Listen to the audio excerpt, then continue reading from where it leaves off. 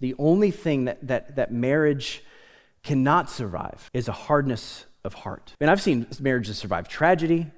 I've seen marriage survive illness and poverty, getting bad news, having to move, having a child with special needs that can be very difficult, but is ultimately a blessing. And I've seen terrible arguments. I've seen bad jobs.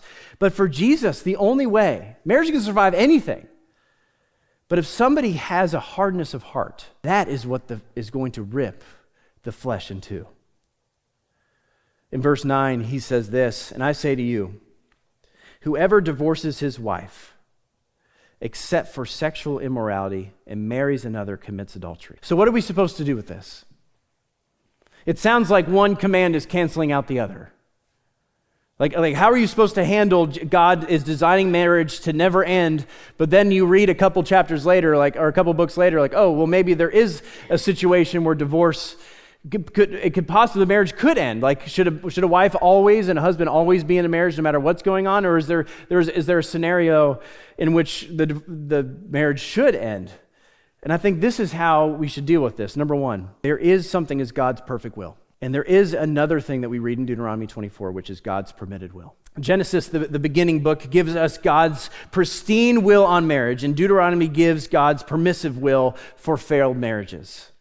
Genesis is the primary will, but Deuteronomy is the secondary. But this should not be a formula. These two wills should be put on separate occasions and should not be connected whatsoever.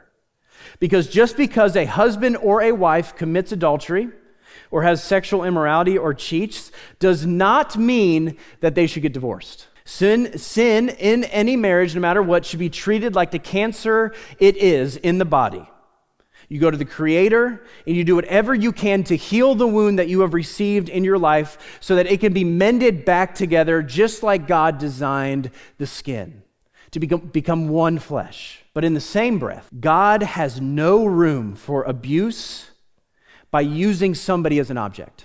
Men who lay their hands on their wives use them as an object, and women who lay their hands on their husbands use their husbands as objects as well. Men who use pornography are using both their wife and the images that they're looking at as objects. Women who get their emotional fix by shows or reading certain books, they are using their husband as an object and those things as objects as well.